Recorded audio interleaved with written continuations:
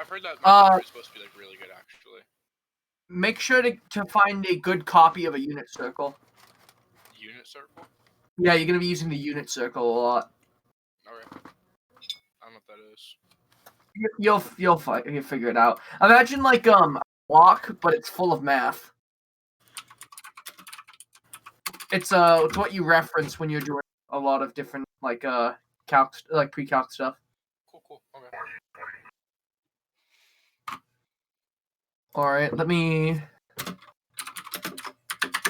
Oh no, I heard Joe's scanner in the background, and all I could think of was, oh god, is my house on fire again? Bro, what on hell ass earth?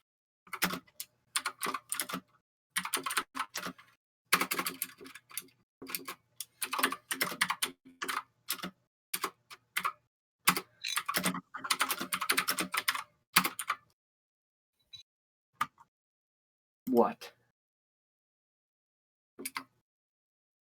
I don't like that one, Joe. A child doing a spin bot on TikTok just. Oh no. I'm gonna grab me a drink. I'll be right back. Solid.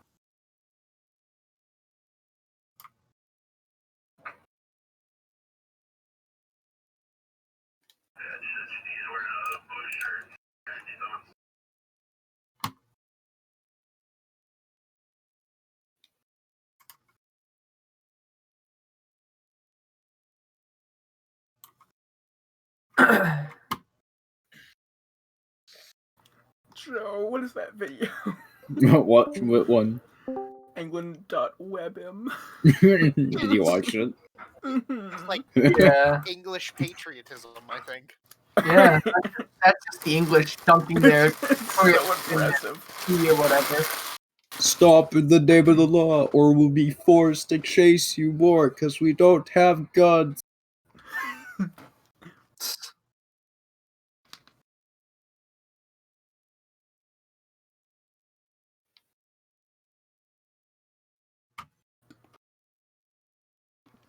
Why'd you post cheese again? I'm gonna post it again and again and again.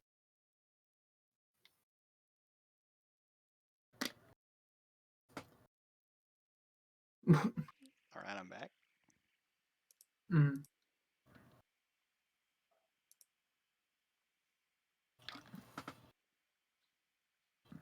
What's the name of that song?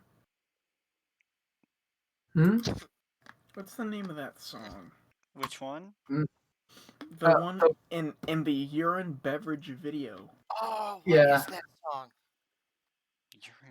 I don't... You hear it fucking everywhere. What is that? Water. Chimps will drown. I don't see the video you're talking about. It's above Chimps will drown. Quad, you got him. It's at the very end. That's like from the... That's not from the Good, Bad, and the Ugly. I don't remember what's... I think it is. Is it?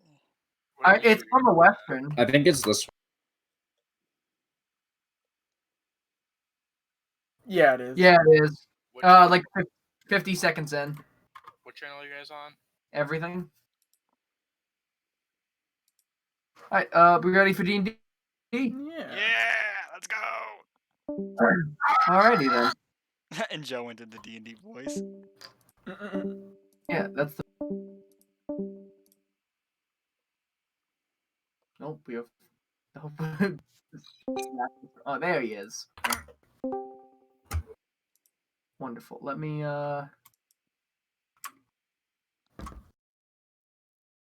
do one thing. I still have Matt muted. Can you guys What? if he still has me muted, and if he doesn't still... I do not have him muted. He doesn't have you muted. Okay. I have unmuted you specifically, Lucas. Hi, Matt. I have unmuted you specifically for D&D. After this, you are going right back to the silent corner of shame. Thank you.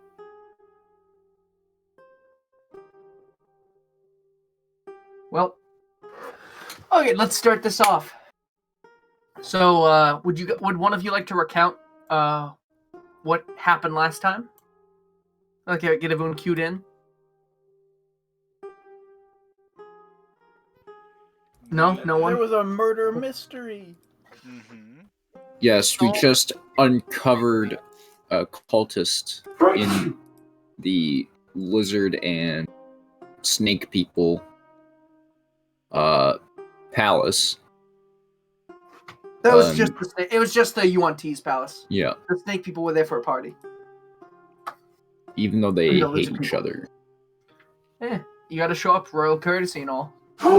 Yeah. And Jeffrem poisoned the big guy, Tusa. Everyone was a servant, by the way. Brock was drunk and did nothing. He danced. I kicked in yet another door. Alrighty, so Ambrose leveled up. mm, He's now level 3 and has taken the way of the open hand. his Boris CC has sort of shined upon him, and looking at him now, you guys kind of notice the sort of like radiant glow almost coming off him from time to time, as he's started to pursue the way of the open hand in his monkdom. So I'll set the scene for you guys. It's about midday. You're inside Gleb's fireside, sitting at one of the tables. It's very busy and loud, and Gleb, everyone's there. Question: I have taken yes. a long rest prior to last time, or prior to now. Yeah, if everyone wants to take a long rest, that's fine. Okay.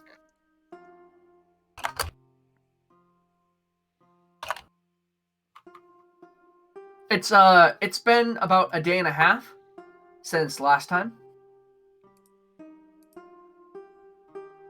And so what's happened is like you guys have sort of just been like taking some time off, a little bit of downtime, and Gleb is talking to you about your accomplishments. You know, he's kind of encouraged you all to take like that day's rest, which is why it's been a little bit.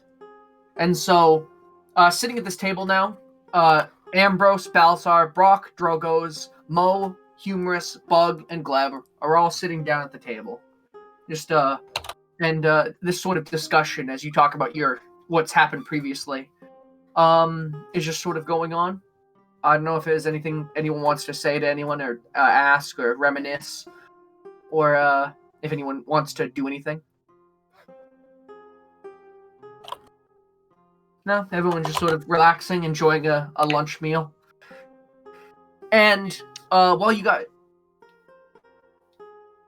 guys talk about like your previous adventure and how you've all solved a murder mystery, a snake person comes in the speakeasy, and you actually you all recognize this as one of Tusa's guards. This would be Gub. And so Gub, this man with a snake head all the way down to about his like neck and shoulders, where he becomes a human, walks in and he looks around and he looks at you and goes, "Oh, hey there, guys. I have a letter for you." And he puts a letter on the table and then just goes, "Have a good one," and walks away. And I will grab it and open it. All right, so you open the letter, which has this very, very stark white parchment. The seal on the letter was a very like luxurious sort of golden, almost greenish wax, and in this sort of very fine handwriting, it's a letter from someone very familiar to you all, that being Princess Galera, who is now the only major surviving member of the UNT family. And the letter says, "Dear Coalition of Swellfellas, I send you this letter to thank you for helping me in my personal family affairs and for saving my life. The guards have taken away Shakuthi, my traitor mother, and a burial has been planned for Tusa. Though sometimes he loathed me, I still respected him and plan on continuing his work, which includes possibly helping you all fight Darthag in the future.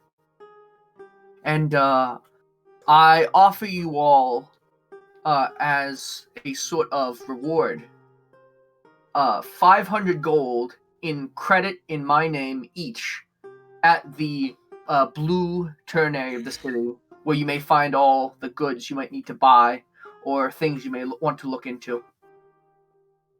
I leave this to you wholeheartedly and with great gratitude, and I request that sometime, somewhat soon, if you might come speak with me, we may have a longer chat about the future. Though, if you would all like, of course, the Blue Ternary is always open, and I welcome you to see its great trinkets and wares if you haven't already. And the letter ends from Princess Galera, sincerely and always. And so Brock reads this out to the group aloud, and Gleb looks and goes, "Well, it's not too often you come upon a letter from a princess, especially one that she's giving you something." And Gleb exchanges a glance between all of you, like, man, you must have really helped her out, eh? Yeah, well, I mean, her mother was the cultist, so it must be hard for her. Yeah, Bug sort of looks at the table. Tusa was a really good man. It's a shame he's gone. And he just sort of gets a little quiet. Well, we should probably go talk to her as soon as possible, or we could go back to the Lunlex and just go back into that cave. I mean, there must be more there. We also have the Black Bank, if we want to deal with that. It do seem to be a problem. And 500 gold each in the Blue Ternary. There's quite the assortment of wares there. That is a lot. Bug, could you perhaps enlighten me at what we might find there? Beyond just random trinkets, like... Certainly. The Blue Ternary is in contrast to the shady markets of the Black Ternary, the Blue Ternary offers a wide assortment of fine goods, bought and sold very cleanly and very legally. You may find magical items, potions, maybe people offering to train in certain skills, though of course that might take some time. Any number of things, really. Why? Is there something you're interested in? I do think perhaps some potions might be of use. I am looking for a new weapon. Oh. Well, I'm sure they might have that as well. I know they have plenty of weapons. Well, I'll leave it up to you guys. What are you thinking? Yeah? Bug, I got something for you. And I'm gonna toss him the head of the man with no name that we killed earlier. Yeah! Bug's gonna add that to his inventory. 1 sec. Sweet, a new head! You know what? I missed you guys a lot. Man, thanks for the head. And Gleb sort of looks at him like, "Hey, you gonna eat that? Not yet." He sort of like the Bug guards it from Gleb, like protecting. Anyways.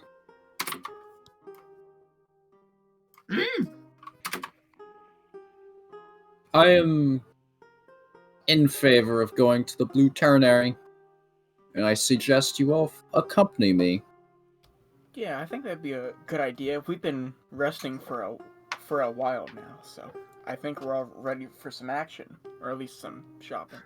He's gonna nod and stand up, walk over and pat Ambrose on the shoulder as he makes his way out, waits outside.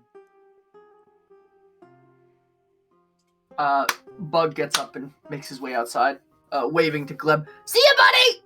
And Gleb waves to you all like, "I'll see you all when you get back!" Goodbye, smallish friend. Thanks again, Gleb. No problem, buddy. Yeah, and the loud crowd in Gleb's fireside diminishes as you walk up the stairs and out into the street. It's a little bit cold today, maybe about 55 degrees. Like it's middling, I mean to say. It's one of those chillier summer afternoons.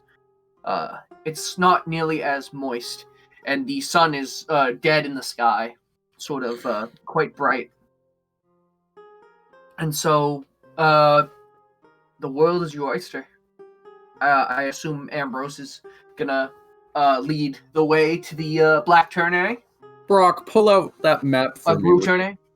Oh, yes. Yeah, here it is.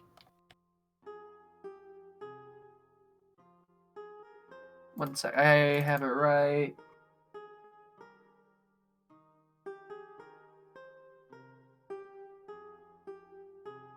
It's pinned in D&D, Oh. I'm pretty sure.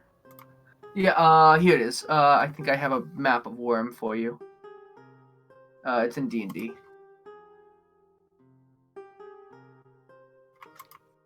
It's in D&D now. The traveler's map you were given, which Bug made some notes on.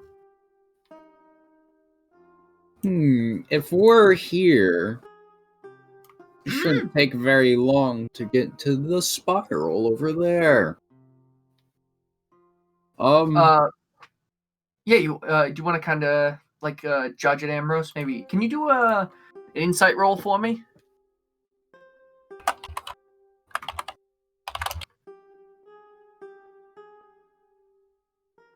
You're thinking just by looking at it.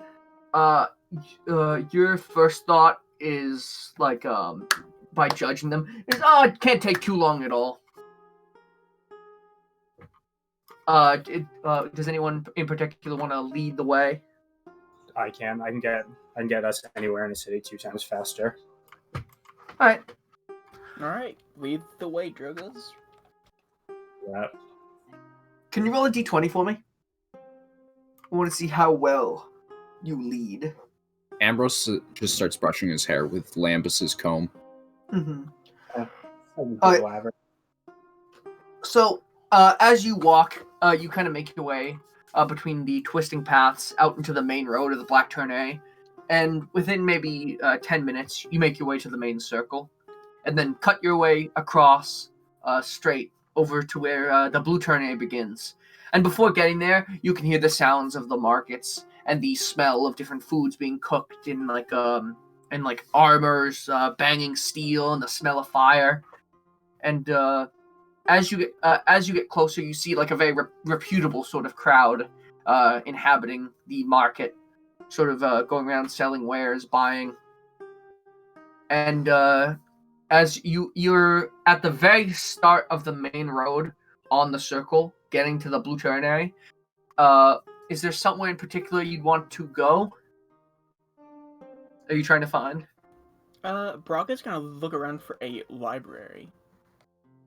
Alright. Did anyone want to go that way, or like, are you all gonna try to make separate ways, try to find you different things? I'll go with Brock for my first. Alright.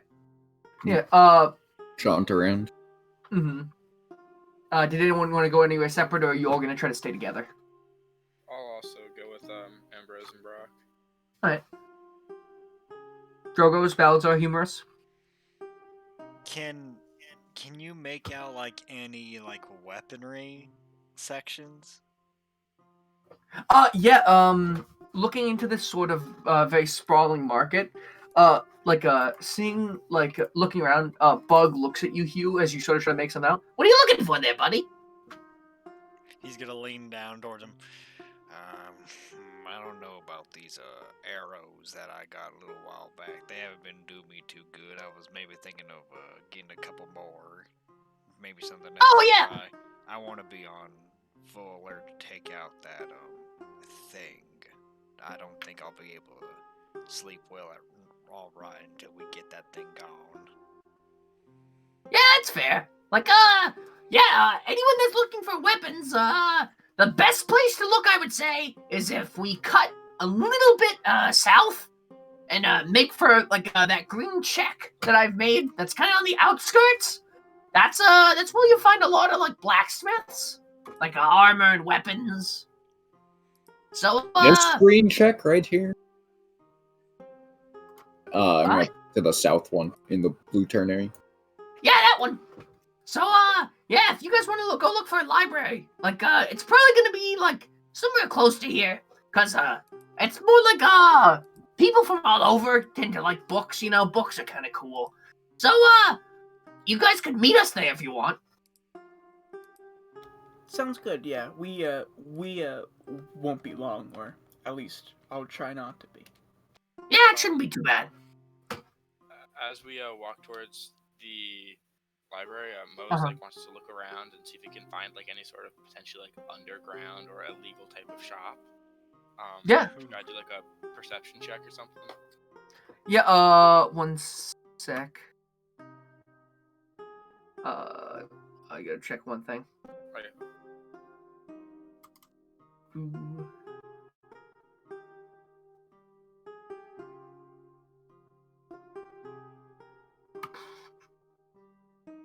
Luke, yeah, would you like to roll maybe like a history check for me?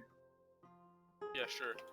Why? Just curious. Why would I do that? Maybe try to find out like a history check might give you some insight into like where these places would have been located and would be located, you know?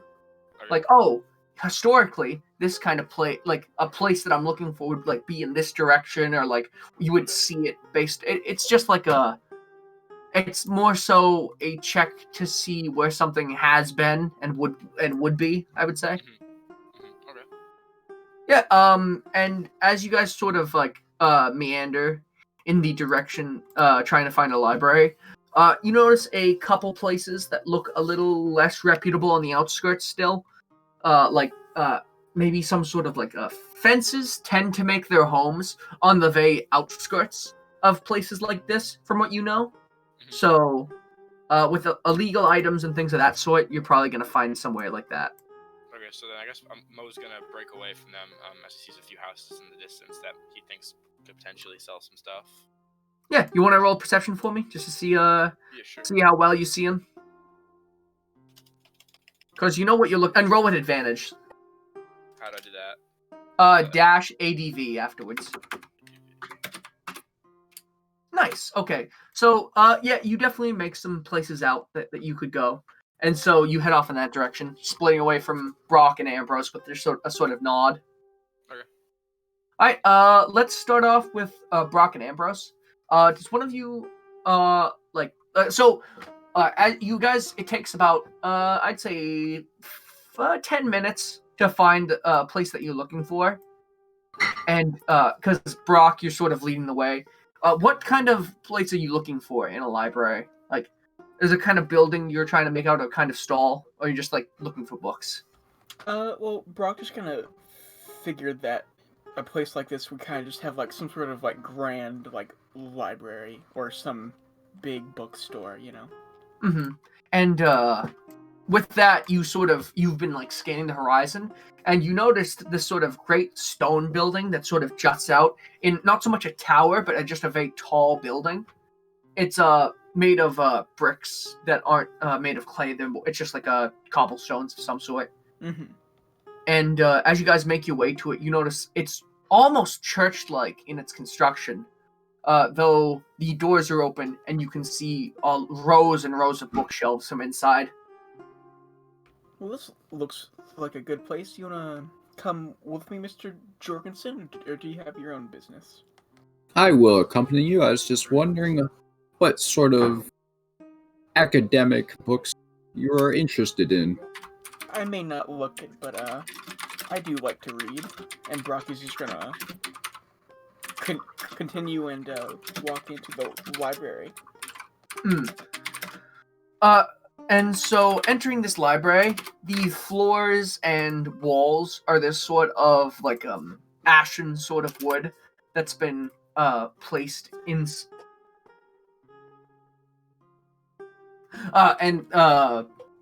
it's almost like the wood has been constructed into the cobblestone in order to like make it a much more friendly appearance. And there is more book space than floor space. There are just rows everywhere with very small passageways between these vast bookshelves. And right when you step in, off to the right in the corner is just a little goblin man at a small desk, like an L-shaped sort of desk, just sitting in a chair, writing stuff down. Hello, sir. This looks like quite the place you have here. Oh, hello there. Yes, this would be one of the finest libraries south of Portando, if I do say so myself. I take great pride in this establishment. It definitely looks like it. Yeah. You think you could point me in the direction of books concerning gods? Or anything religious. Oh, yes. One moment. And he pulls out a very big, giant ledger from underneath and plops it down on the desk with like a great thud. How much? And he starts scanning it.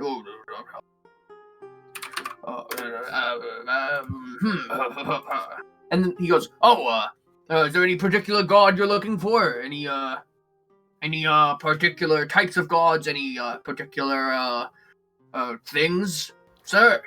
Have you ever heard of Artundus, the god of stone? Let me think. One moment, and he's just gonna like think it over for a sec. Just, have I heard of Artundus? I don't believe I have. That's maybe a god I haven't heard of. Though, you said a god of stone, correct? If you were looking for such a thing, the best place to go would probably be either the mining section or the deity section. Both of those would be located on the left side of the bookstore, somewhat far back, maybe halfway down the building. Well, thank you, sir. I'm Brock Holder, and you are? Oh, it's very nice to meet you, Mr. Holder. I'm Gummins. Gummins. Yes, Gummins. I realize it's not a very elegant name, but I always thought it's best to take the name your mother gave you, even if it doesn't really fit you. You know what I mean? Oh yeah, yeah. All right. Well, thank you for your help, Mr. Gummins. Yes, sir. Who might you be? I am Ambrose Jorgensen III. Yes, Jorgensen. Like the royalty of Portando. Yes. Oh, do you happen to have any books on folklore of Ram or wram, and perhaps this man known as a Darthag? I'm not sure. That's not something people from out of town usually ask me for.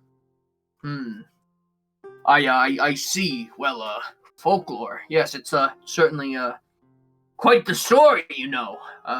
Who have you been talking to? Some of the royalty, maybe. I know that they scare their children with such stories. Yes, it's just a mere slight fascination. I don't believe it in the slightest. Me neither. And he gives you just a sort of like glance. Yeah, me neither, buddy. And he goes, well, the best place to go for that, probably the fairy tale section. That's right up front here, actually. And he points behind you. That bookshelf, right by the door there, and it's just sort of like kiddie corner. That's the folklore section. I try to keep it open for the kids, nice and close, so they don't have to go too far in and see all the books I have on heinous things, absolutely heinous things in back. I've also recently lost my copy of the Holy Book of Borsisi and the Way of the Open Hand. Do you happen to have a copy? I believe I would. Let me think it over. Borsisi, the sun god, correct? Yes. If I did, it would be in the deity section, the religious section, where I gestured for your friend to go. That's about on the left wall, same place you'll be going, but just make your way down the wall about halfway down the store. You'll see it because I have some religious instruments that go with some of the books. That's how you'll make it out. Thank you very much, Mr. Yes, and Gummins. Gummins, yes. Gummins. Gummins. Gummins. Yes, I don't like it either, but goblin names and all. That's a good name. Yeah. It's okay. I mean, my mother was like, Gummins, you'll be a great killer one day. You'll flay the flesh from humans. And I was like, Mom, I want to own a library. And that's when she kicked me out of the goblin hole. Which is when I came here and started my library. Ambrose is gonna, slowly, back away while he's talking. And he just, he sort of yells as you go, yeah, no, if you need anything, just yell. This is like a real library. Yell if you need anything. I'll be able to hear you from anywhere, probably. Even though it's pretty big. Okay, thank you. No problem. Brock is gonna head, down, halfway through the, building on the left side and look for the deity, section. Yeah, would you like to make a perception check for me to see if you, find that? Oh, yeah, so looking around, you first notice... One moment.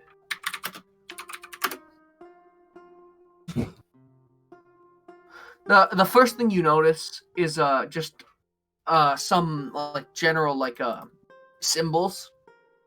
You have suns, and you have these stars. You have some moons. There's all sorts of little trinkets dangling from shelves and on books and stuff, which is what kind of identifies it. And so it's this section that's almost sort of it separates itself a lot from the others because some of the books are very, very old, and most of them have no names on the covers, or if they do, they're usually just one word, maybe in a language that you don't know. And so, would you like to? Is there? You're trying to find what kind of book you said? Just anything on Artundus, and I look down, and beneath my chainmail shirt, and pull out my holy symbol. Which is a stone ring, and inside the ring there's a cursive, A. Oh yeah. Kind of like that, made all out of stone, you know? Yeah, I get you. And I'm just gonna look for that symbol anywhere. Yeah, if you could roll a perception check for me again. With advantage, because you know what you're looking for.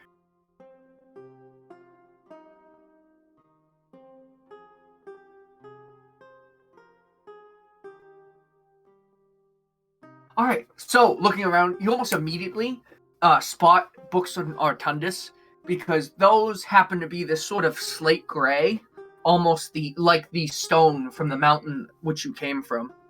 And so you're almost drawn to that color, Brock. And looking at it, on the cover, there's a great stone A in a circle. It's almost like the stone has been imbued into the book cover. And on the side, on the spine, as you look it over, in Dwarvish, there are words which it says the Book of Artundus. It's very plain other than that. Alright, I'll pick up the book and flip to the first page. Is it in English or is it in Dwarvish? The one side, basically your left page is in English, your right page is in Dwarvish. On each page, they sort of accompany each other. It's okay. it's in both languages. Cool. Brock is gonna look at the Dwarvish and then kind of wince and then look at the English and start to read, and then he'll start to kind of slowly walk up back to the front desk. Were you looking for just an English copy? No, that also works. So you make your way, reading back to Gummins, who looks and goes, "Oh, did you find what you need?" Yeah, this is perfect, actually. Oh, wonderful. May I see that for a moment? Mm-hmm. Here you go. And you hand him the book, and he starts to look. He goes, "Oh yes, I've definitely seen this symbol before. Don't speak a word of Dwarvish myself, which is why I'm glad some copies like this have an English section or a common section. You know." I'm glad to. Yeah. Yes, Dwarvish is quite the language, though. I'm not to offend you or anything. It's just I've never been able to get the hang of it. You know, us goblins and dwarves, you know. Yeah, it's very hard to learn. Very Abrasive. guttural. Yeah. Yes. Yes. Yep. But yeah. How much would this cost me? Let me think about it. And he looks it over, and sort of like examining it. He goes, do you have a symbol of Artundris already? Or are you looking? I'm going to pull out my holy symbol and kind of show him. Oh, that's very nice. Wonderful. Okay, I'm just making sure because I probably have some back there too if you need one with it. Well, you know it's a fine copy.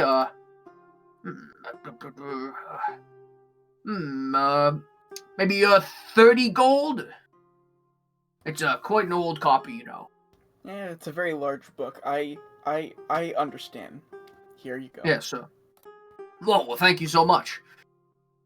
And he takes the gold and he hands you back the book with and he quickly writes up a sort of receipt for you. Like, and if anything happens to it within 2 weeks, you just bring it right back here, and I'll find you a new copy. No sense, I don't think, in having a book you can't read. You know what I mean? Oh, well, that's very nice. Thank you. I can't stand book salesmen that don't like their craft. I enjoy the art of reading, and so I like other people to as well. So just don't even hesitate if anything happens to it. Though may Artundis guide you, sir. And he sort of hands it back with the receipt put inside. To you as well. And then I'll go and look for Ambrose. By this point, Ambrose has found the same section as you. And he immediately picks out the sort of sun emblems that hang from the bookshelves. In some places, they're on almost sort of coat hangers. Ambrose. Mm-hmm. There's some very nice looking suns, some of which are kind of connect back to their books, almost like bookmarks. Would you like to make a perception check for me? Are you Sure. looking for anything particular? Looking for a newly copied copy. Newly copied, okay. So, looking around, it's sort of easy, because most of these books are old, to pick out one that's in this brilliant sort of light orangish color. It's bound in light orangish leather somehow, and on the front of it, you have sort of an embossed, like, imprinted into it sun, which almost shines from whatever way they imprinted it into the leather. And so, and on the, there's nothing written on the spine, it's just the sun on the cover. Is there anyone in the, aisle with me? Not at the moment. Brock is coming up on. You can't see him yet, though you can hear him approaching because of the clank, clank, clank. I'm gonna turn my back to him and take out the heart and, kind of hold it near the book and see if anything happens. As you bring the heart and the book together, the heart begins to glow this sort of low pulsating red, and in your hands you feel a sort of strength to them, a sort of power from Borsisi. I'm gonna pick out another of the same book. And try to hold it to that one as well. I don't know if Brock's come up or not. Huh? I don't know if Brock's come up. Brock's not there yet, no. Okay. So, he's just gotten done talking with Gummins. So, you do this, sort of, again, with another older copy, and you get the same sort of effect, where, bringing them together, you get this sort of dull red glow in the heart, and your hands sort of, feel very powerful. Can you roll a d20 for me, Ambrose? Yes. So your hands begin to feel sort of powerful, and they begin to warm up a little bit, and so Sweaty. you like really warm up, much like a furnace almost. Oh. And so looking at the book, you sort of put it down. Just it's paper. Mhm. And you're still kind of getting this warming effect in your hands while holding the heart. Is it like burning me? No, it's for you. It's a very reassuring, warm radiance, even though the temperature seems quite substantial. My precious. I'm gonna put the heart back and pick up the book, and then walk over to Brock. Mm-hmm. Brock and you meet in the aisle and almost collide, and just look at each other. Oh, well, did you find what you're looking for? I did find what I was looking for. I'm off to look for that other book about the fairy tale, Darth Egg. Ah, yeah, I can help you look if you want. Please. Then I guess we'll walk up towards the front of the store. Yes. So as you walk close, towards the front of the store, you once again see the little like kitty nook, which has like a carpet down and just some toys and like a bunch of books and chairs, very small chairs that seem to fit Brock quite comfortably as he looks at them. And so, would either of you like to make a perception check to try to find what you're looking for? Yeah, I'll assist Ambrose with his perception check.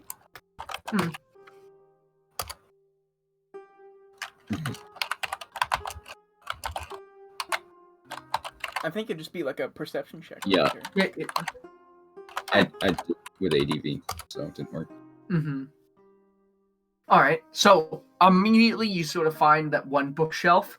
It's this like very stout wooden cabinet of dark oak, and the top has a gold inlay of like some fairy tale creatures, and on it there is a lot of fairy tales, some of which you pick out immediately, like a Jim and the massive mango, or Goo and the Goo guys. Like you pick out some of those fairy tales that you remember from when you were little. Yes. Yeah, Goo and the Goo guys and Jim and the massive mango. Do I see Darth Egg? Yes, you actually find one book. It's this really thick book. It's maybe 3 inches of just paper. It's this blue bound book with gold inlay on the spine and front, which says the same thing. And it says the compiled fairy tales of Wram in this sort of messy gold inlay. Handwriting is kind of poor for a book. I'm gonna grab it and open it to the D section. Yeah, so opening up is the appendix in the front or back? Appendix is in the back, right? Table of contents is in the front, isn't it? Yeah, appendix is in the back. Okay, so opening the table of contents, you see that it's kind of like letter blocks, like A, B, C, D, all the way to Z. But the first, however many pages, some fairy tales are not included with letters, like there's none for a couple letters. But the D page has some like that of what you're looking for, and one of them in particular is called Darth Egg and the accursed Yuan Ti. I'm gonna put it on top of the gold inlay book cabinet, and then flip to that page. Nice. Like okay, with so the page open on the table. Yeah. So you flip to that page, and would you like to begin to read? I'm gonna pull over a chair for Brock to stand on, so he can also watch. I really couldn't see. Thank you, Mr. Jones. So Brock gets up on the chair, and you both begin to read together. Gumman's looking at you, going, "You're reading?" That's cool. And while we start reading, I'd like to pull out the cultist heart and kind of hold it near the page. I'm gonna try to stand on the chair in a place where Gummins can't see that. All right. You wanna roll sleight of hand for me, Brock? As you're sort of like moving your arms in a way, you're sort of trying to casually conceal the heart that Ambrose is bringing towards the book. Yeah, he's not looking. He's writing something, so it's Okay, fine. So, you bring the heart close to the book, and as soon as you pull out the heart, you feel that same sort of warmth, and you bring it close to the book. And it's beating that same dull red, almost yellowish glow. No reaction. So, is this really the god of darkness? No, I don't know. Read. I'm gonna start to read. Alright, so reading the story is much like what was told to you at the party the other day of this of these Yuan-Ti making their way into the jungles of Wram after sailing from some sea far off. And upon making their way, they came across a beholder in very close to the White Ternary, where the White Ternary is today. And it tells the tale of a great fight between some Yuan-Ti warriors and this beholder, where 4 of the eye stalks of this beholder were cut off before it fled, and they formed this spectator called Darthag. And Darthag looked upon them with such hatred and such pity, and he cursed them, saying that he would return and he would take that which is precious to them and destroy them from within. And it then tells of how the Yuan-Ti batted Darthag away, and how to this day his evil presence is sometimes felt.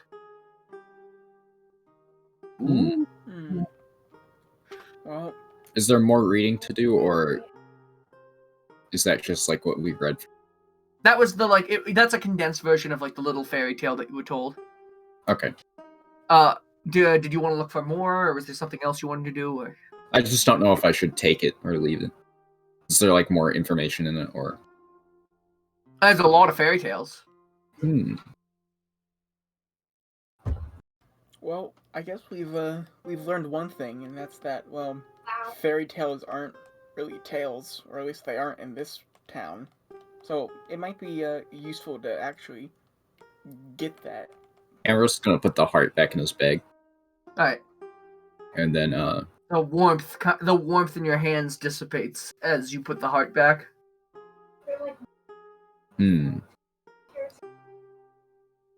Well, let's buy this book then. Are you buying the? Yeah. Yes. I'm sorry. Yes. Say, Mr. Gummins, what's the? Have you discovered a new way to copy things?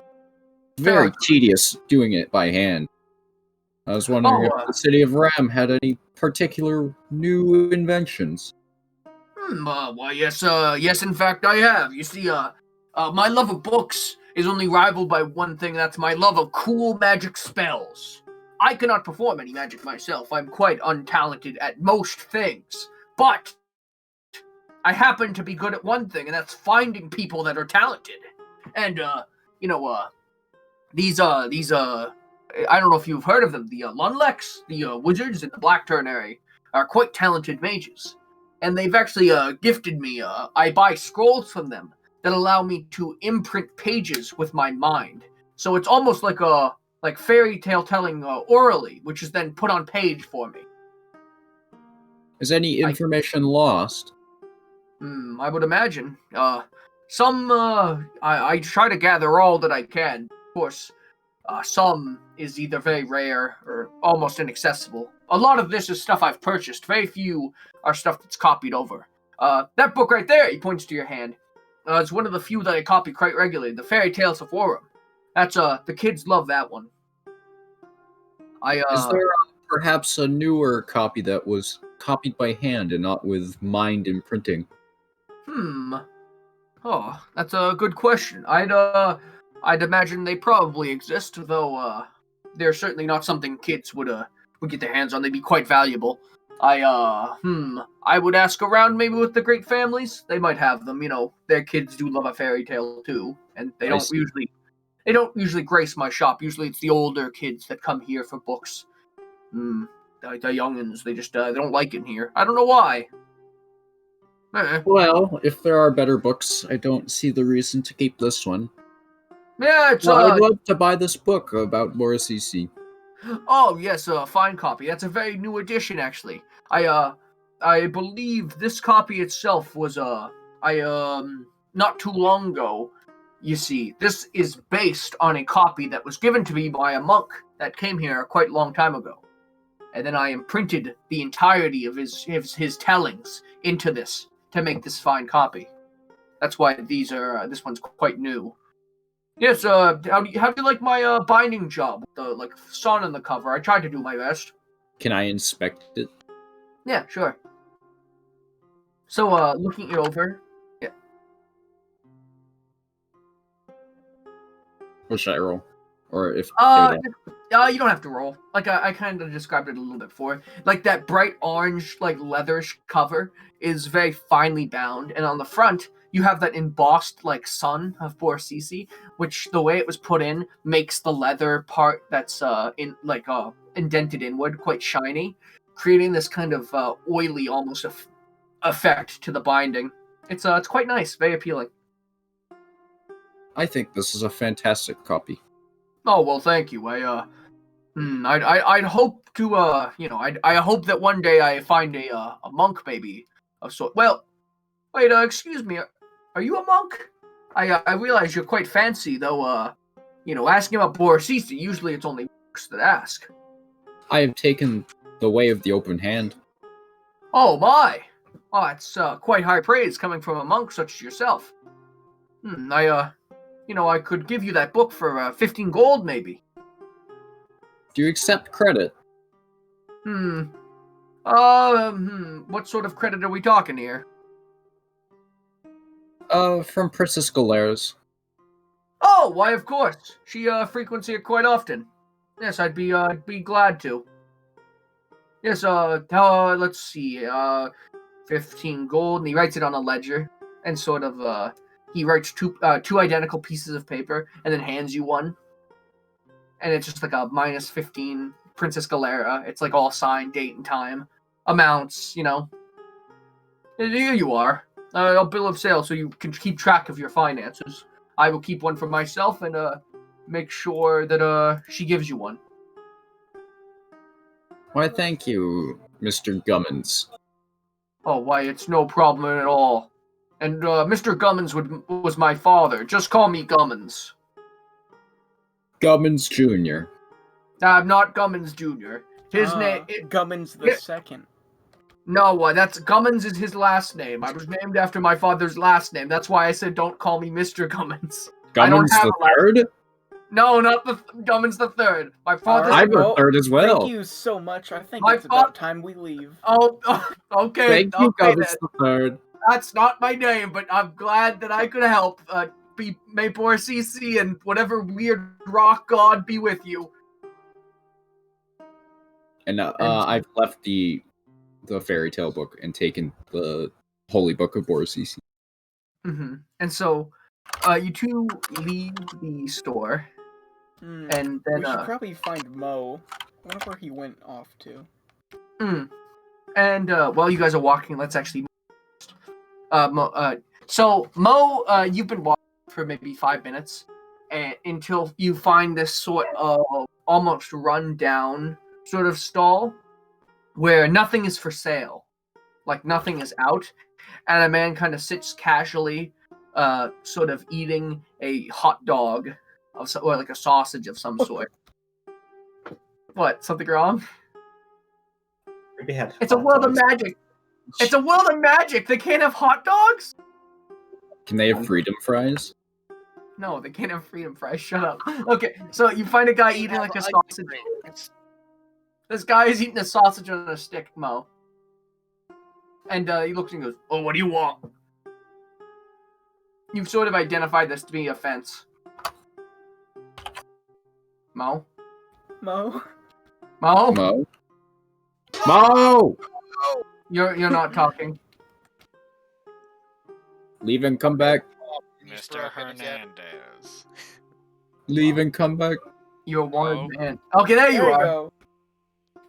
Mo leans in real close to him and asks if he knows where I could find a fence. Why,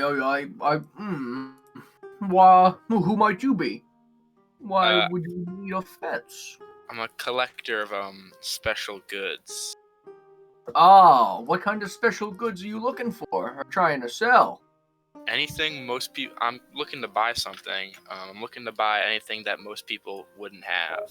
Anything rare or unheard of, or that has an interesting story behind it. Very interesting. Have you heard any shops of the sort around? I might happen to know a fence. You might happen to be near here. But, Oh, really? if you have the coin. I don't have the coin, but I do have a knife. Should I just sort of like check for something?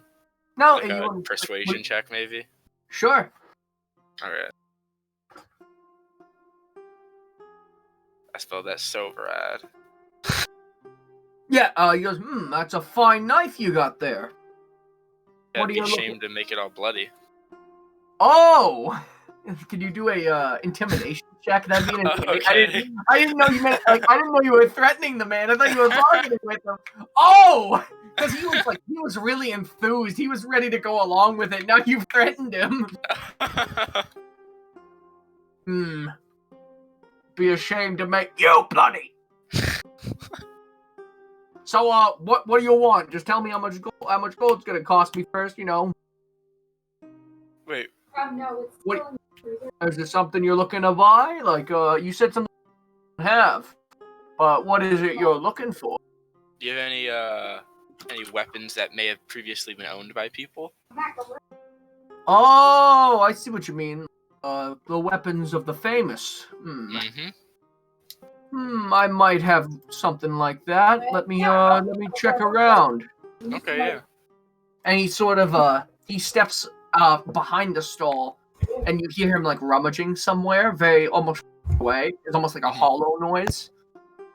And until he comes back with this, with a dagger. With, this almost sort of, it has a very unique shine to it. Mhm. The blade itself is almost like this dull gray with the handle almost going to like this sort of wrapped red leather with a gold sort of inlay to it, and it looks very sharp. That does seem like a very fine knife. How much would you be asking for that knife? Well, you see, let me think about that for. That's not a question you really get very often. Like something like this, you don't usually sell. I'd be willing to part with it for say.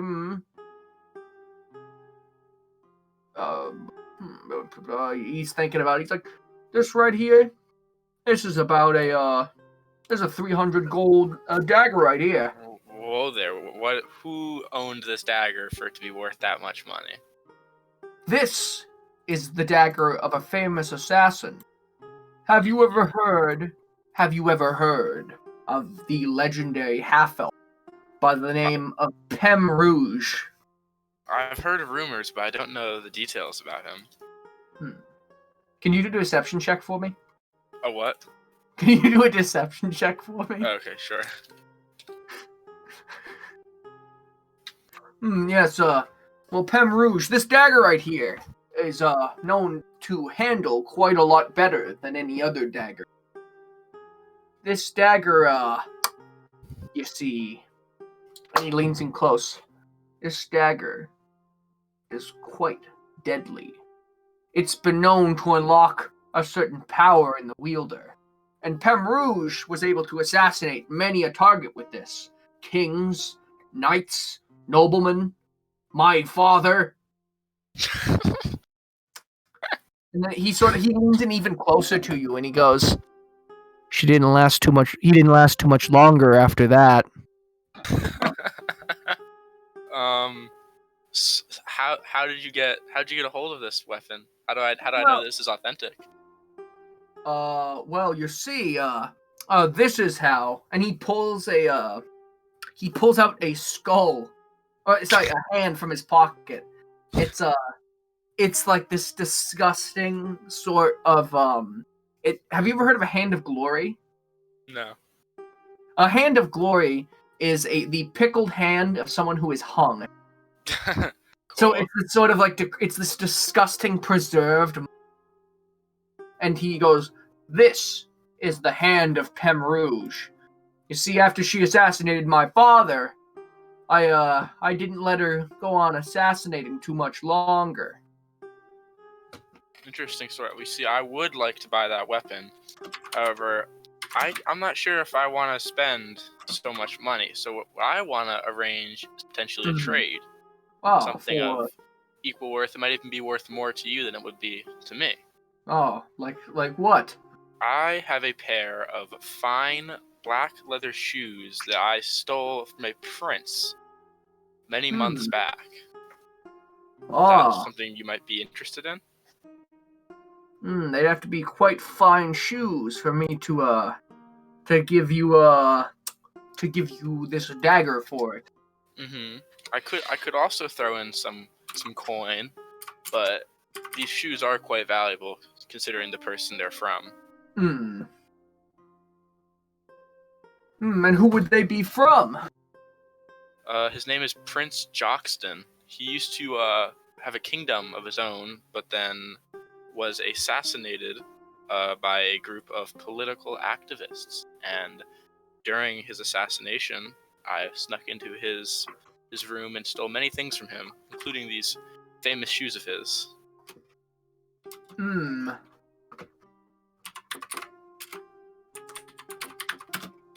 It'd be a fine piece to advertise in your shop. Can you do another deception check for me? Sure, yeah. I wanted to see if he's following what you're picking up when you're putting down. Well, I don't know if they're worth 300 gold. This dagger means quite a lot to me. Though I would be able to offer you maybe a discount for those. Maybe that plus another 150 gold. I'm not sure if I can make that work or not. Is there anything else I could potentially do to lower that price? Need anyone taken out, if you know what I mean? Currently, I'm quite happy with my business, sir. I'm sorry to say. Though, if I take you out, you gonna do another intimidation check? Yeah. Okay. He just looks at you and smirks and goes, "You're no Pem Rouge." And he goes, "The offer still stands. 150 gold in those shoes. I'll give you the knife." I was just joking around with threatening to take you out. I like to joke around like that. How about we do this? I give you these shoes. Yeah. I give you 90 coin as a down payment. I will return very soon with another 100 coin. You'll actually be getting 40 coin more. Yes. May I see the gold right now? Sure, yes. Here is... How do I show that to him? You can just pull out... Do you have that gold? I'm looking at your character. I do, yeah. I have 96, I think, right? That's the value of every bit of clothing you're wearing. Crap! Yeah, you don't have any. Yeah, your sheet says you currently have no money whatsoever. That foils my plan. So you sort of fumble around and just go, guess I don't have that money. Uh-oh. He goes, "Well, you're always open to come back." And he sort of goes back to eating his sausage now that he thinks the transaction is sort of done. Okay. Well, I think I will... Is there any way I could, mark down this, area on a map or something so I can remember it? Yeah, you can just make a note of it in your head if you want. Or just put it, just write a note of it somewhere. Okay. Like I forget. Did I ever know this person's name? you didn't I think ask. so. You didn't ask. So Mo's gonna walk out, but as I walk out, I ask what his name is. So when I return later. Oh, yeah, no problem. I'm just call me John. Just call me John. Okay, well John. it's been good John. meeting you, John. John the Fence is what they call me. It's a very fitting name. It is. And he sort of nods to you as you leave. And so, as you sort of walk, you find Ambrose and Brock sort of walking in the same direction as you, and you guys sort of wave to each other. Hey, where you been, Mo? I've been dealing with some businessmen. Ah, okay. Well, we better go find the rest of the group, and I'm gonna point to where we first walked from. Okay. So you guys sort of walk that way. Meanwhile, the group of everyone else.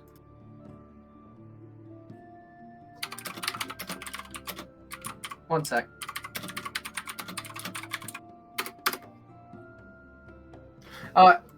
Meanwhile, the group of Balazar. One second.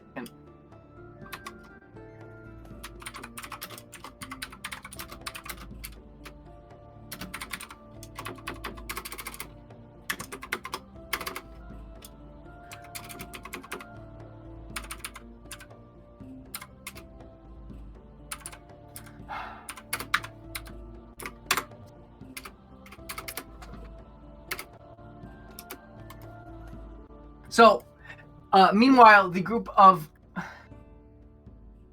Balazar, Drogos, Humorous, and Bug have been making their way a little bit down in order to find the area where the smithery. That sounds mean. Okay, so going back to the other group for a second, Ambrose, you feel a sort of pinch as with the knife still in his hand, Mo has put his knife and hand into your pocket.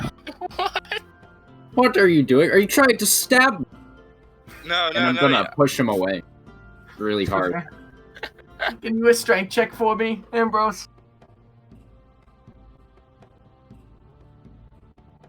You push him away. Meanwhile, the group of Balazar, Drogos, Humorous, and Bug have been making their way to where the weaponsmiths and armorers can be, as well as some magic dealers and such. And so, the group finds them. The group has found themselves. A Bug has sort of brought you to this main sort of hub area, where there are many stalls, wherein people are just sort of like going around making armor. Some are like yelling to sell wares, and Bug goes, "This is where you can usually find pretty much any weapons and armor you need.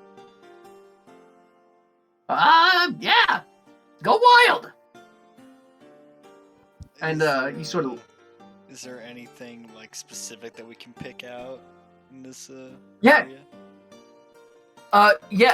It seems to be that it's sort of sectioned into like 4 like different quarters. You have like ranged weapons, melee weapons, in like in some areas, and then like you can kind of divide it up into stuff like that: melee weapons, ranged weapons, light armor, heavy armor, some like higher value weapons and armor, as well as some magic items. Like it's that kind of divide between. Is there something in particular you're looking for, Hugh? Is it arrows, you said? Yeah. Hmm. So I'd be wanting to head over to the ranged weapons. Alright. So, making is anyone else looking for anything in particular? Or are you just all gonna follow Hugh? Item area. Huh? I'm I like, guess I'll just follow you around. I'm going to the like magic weapon item area. Okay. I just want to clarify. It's like Mo, Ambrose, and Brock were separate from those people right now, right? Yeah. Yes, Okay, meaning okay. you can't steal from them right now. No, I don't want to steal from them. So, I saw a man of wealth, and I had to try.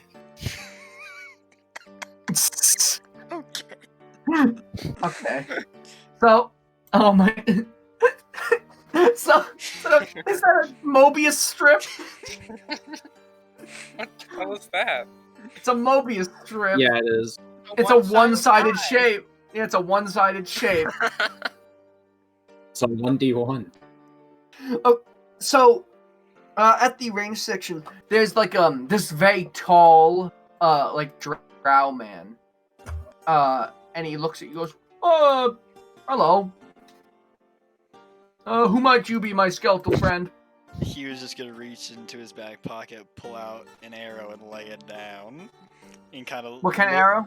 Just a normal arrow, and then he's gonna pull out the corkscrew arrow and lay that one down and start pointing to his wares. I see, buddy. You're trying to sell me some arrows. Yeah. It must be hard to talk without a larynx and all. And he looks at it, he goes, and he picks up one of the corkscrew arrows and goes, where did you buy these? These seem like they don't work very well. And he just sort of looks at like the flight path, kind of checking them for like straightness and like the weight. Do they work well at all? He is gonna just shake his head like solemnly. Yep. I'm sorry that happened to you, buddy. He's gonna kind of like rub his like where his brow would be with like his like pointer finger and thumb as he's thinking about the arrows. I'm back. I'm sorry. What? Oh, we've just been making fun of the corkscrew arrows. Oh. It's just humorous is showing them to a drow merchant who's looking at them and like kind of judging them by the weight that they fly so well. So Ambrose, he sort of looks and goes, so you're looking to buy new arrows, I'm assuming? Or are you just trying to sell me all of your arrows? He was gonna like rub like his middle finger and forefinger together with his thumbs, like buying something. Oh, I see. Yep. Well, I actually have some pretty nice arrows for sale right now. Just got a shipment in. Like, is there any particular kind you're looking at deal? Like, do you want something more interesting or something more vanilla like these? And he points to your normal arrows. He's gonna kind of like lean forward on the table and just wave his hand, like, show me what you got. Yeah, he's picking up what you're putting down. And he goes, oh, a fine connoisseur of arrows, I see. All right. And he goes behind like a little counter and then pulls out a big quiver of these sort of, they're like almost metal shafted with very bright feathers on the end to help them fly, with like that notch on the end to notch them into your bow. On the other end is almost like a little glass jar. He goes, these are definitely my most interesting. These right here, these are unenchanted arrows, which take on effects very well. You see, I got a buddy who, he's over there, he sells the magic items over there. And he can enchant these for you, and they'll do damage of any sort of weapon damage type you're looking to deal. Any number and any kind. They get kind of pricey depending if the effect is... But, they can be very useful for doing different kinds of damage in battle. And he goes, huh? Like, nod, and he's gonna hold up 4 fingers. Okay, 4 arrows. Let me run the numbers there for a second. And he's like, he's thinking about it and goes, you know, I could probably sell these for you for maybe like, I'd say 5 a pop.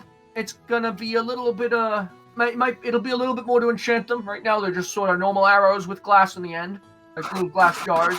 But they'll do a little bit of damage if you enchant them. He's gonna kind of nod and he's gonna pull out the 20 gold and lay it for him. Yes, so you give him the 20 gold and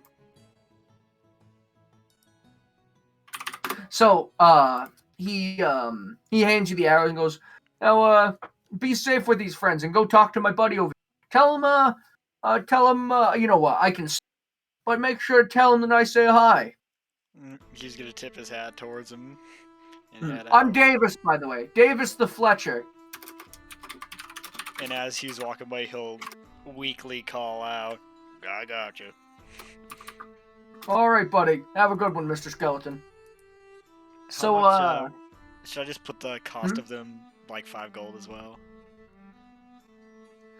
yeah, 5 gold each. Yeah. And one sec.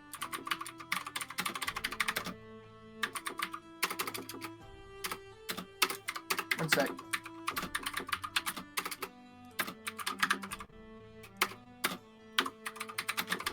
And so he looks at the dragonborn standing by and goes, "You need anything there, buddy?"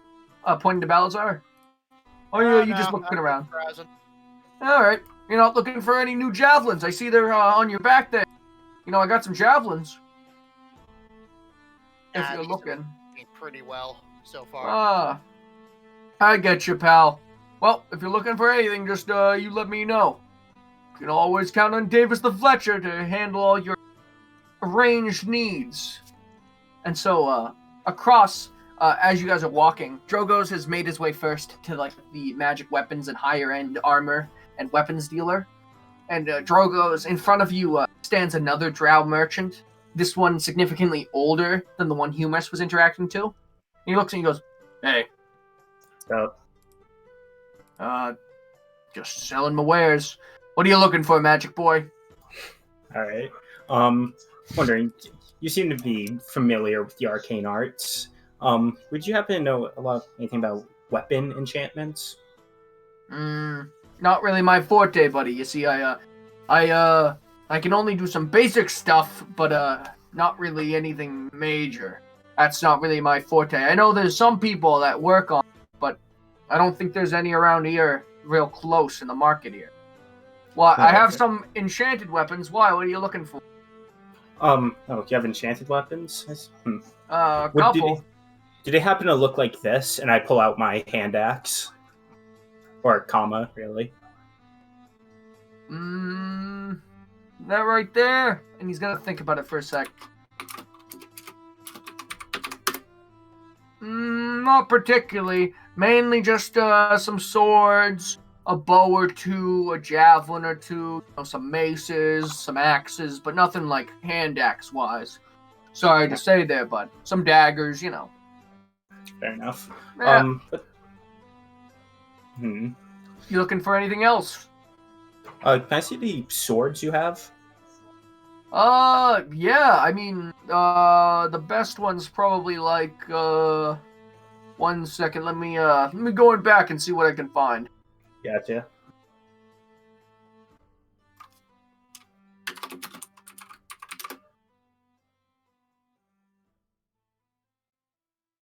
And so, he comes back with this short sword.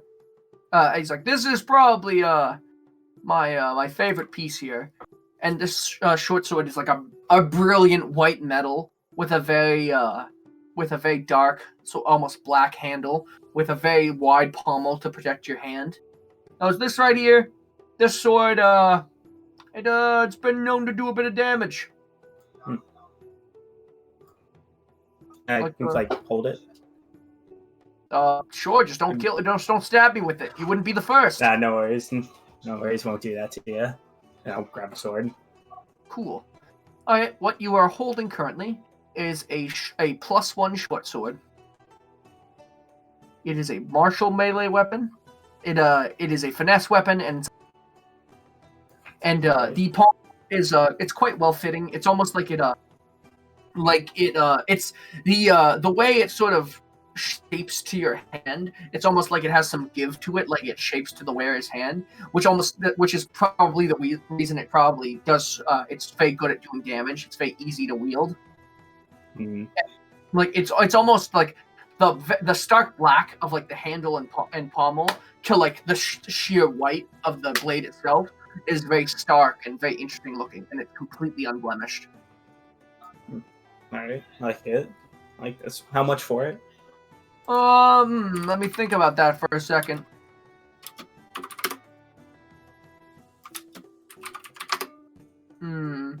You know, I could probably sell it to you for, 200 gold. It's a nice sword. 3. Yeah, I'll take it, and I'll give him the 200 gold. All right. He hands you the sword, and he goes, "Oh yeah, I don't know if you want the sword yourself, but I got a name for this beauty. What would that be? This is the Shadow Slasher. You see, I found it when I was dungeoneering pretty far north of here in a cave, and my torch had just ran out, and this brilliant white blade was almost shining in the dark, and I used it to cut down several shadows that were accosting me. It saved my life, this sword. Hope you find some good use out of it." I will, mate. Rest assured. Well, have a good one. You too. Unless you looking for anything else, you got I don't know. That's quite a bit of money you just gave me. If you have any more, not all of us can be rich and wealthy. But I don't know. Is that all? You need anything else? You need I got a potion of dying instantly right here. That's pretty funny. How much for that?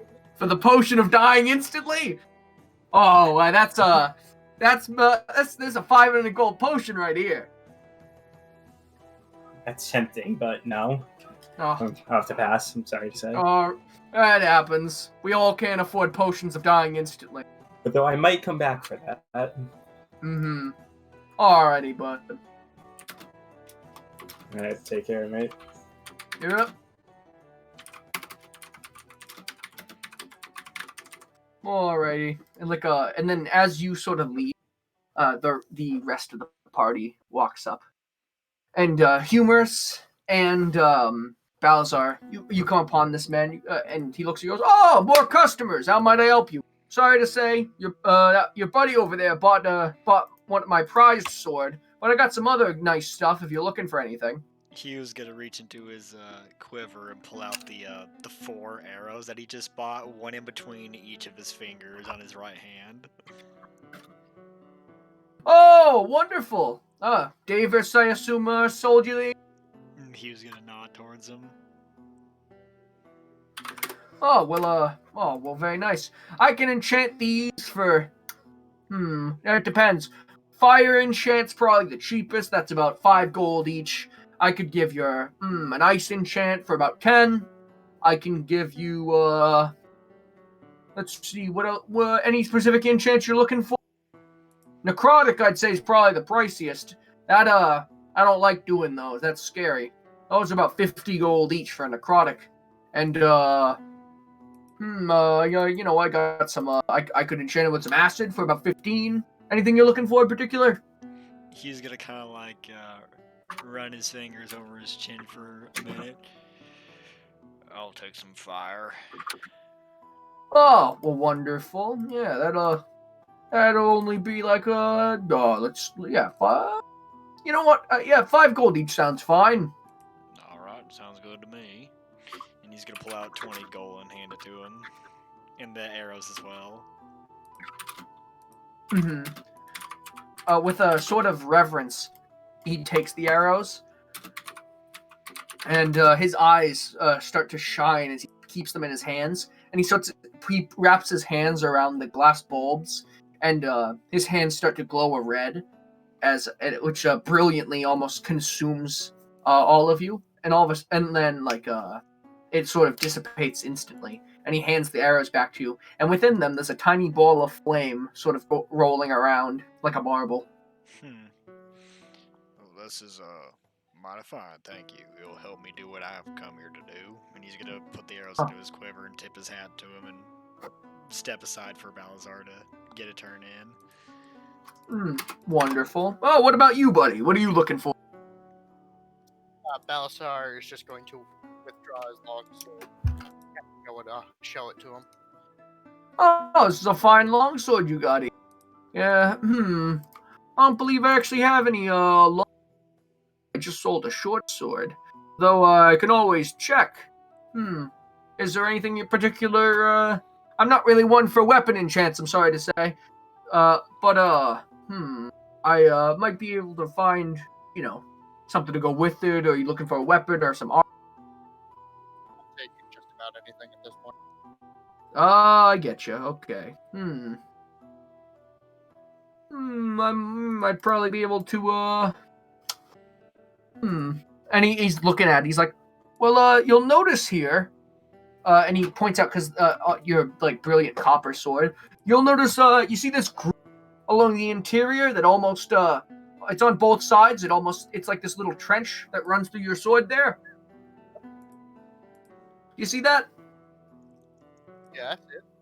Yeah, most people think that's for bloodletting, you see. When you're in battle, it helps you bleed out your enemies. But looking at the make of this sword, to me, this looks like a really old, this would be a captain of some human cavalry sword. You see, what you can do with these is, you take you take fire because of the way the metal is shaped, and you run oil along that cavern, and then you can lighting your sword ablaze. Let me show you. And he asks you for your sword. Hand it to him hilt first. He takes it, and he takes out a little flask of, and he pours a little bit in the groove of the top, and just sort of waves it around. And you notice that the oil really doesn't spill out because of the shape of the trench and just the gravity of swinging it. You'll see the oil doesn't like to drip out, but then all of a sudden he puts his hand on the sword with that same kind of fire enchant, and then he pulls it back very quickly, and with a sudden flurry, the sword lights ablaze into like a sort of fire. Yeah, this right here, this looks like this is human cavalry, all right. You see, it's great. And he's flailing it around, this sort of flaming blade. This right here, it looks like you could definitely buy I happen to have a stockpile from a previous war when the human armies were defeated this war. I can actually sell some to you if you want. You can make the blade do a little bit of fire damage while fire's always good. How much? Let me think about it real quick.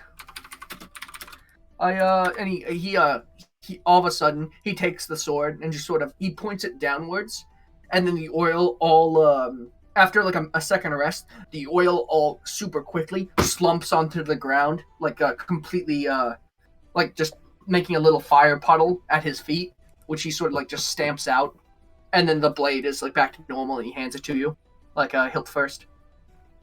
Alistair will take it, resheath it. Yeah, I can give you maybe for this oil. It's a little special. I can give it you maybe 5 silver pieces each. Sure, I'll take 3 bottles. Yeah, sure. 1 minute, and let me. And he goes and grabs these. He grabs these bottles, Matthew, in a bandolier. And he goes, this right here is a human cavalry flame bandolier. And within this sort of bandolier, there's pockets for 5 bottles, maybe the size of small toothpaste containers. And they're very squat, square bottles with a cork stopper. Goes, you can get 1 use out of each of these bad boys. And you'll come across these every once.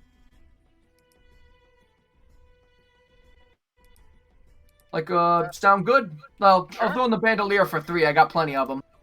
Alright. Question: One. How much is all that silver in gold? 1 second. Exchange rate there. The exchange rate, I believe, if not mistaken, is it 1 silver is it a 20th of a gold piece of silver? Silver is 1/10. It's a dime. 1/10. It's a dime, yeah. So 5 silver be 50, and then 4 would be 2 gold. Right? I will hand him the 2 gold. All right. He takes it and goes, "Oh, well, thank you. And I hope that your luck favors better than the And he hands you the change for the he's like, "Oh, do you need any change or anything? I don't know." Yeah. He's I hope your luck fares better than the human cavalry did. Thanks. He sort of chuckles. How much do the flame enchanted arrows do? Is it just a normal 1d8 for damage, but has a bonus for fire? Yeah, it does an extra D4 fire damage. Okay, gotcha. So just add that to your attack when you hit with. Mm-hmm. And if your opponent fail, they do a deck. Yeah, no, that's fine. We're not gonna overcomplicate it.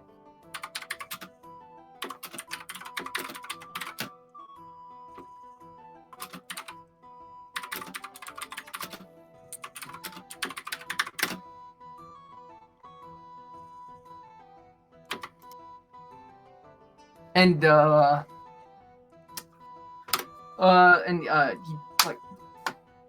and it's about now. Yeah, it's about now that I would say that Brock, Ambrose, and Mo find their way to the same stall, to the same area as you guys.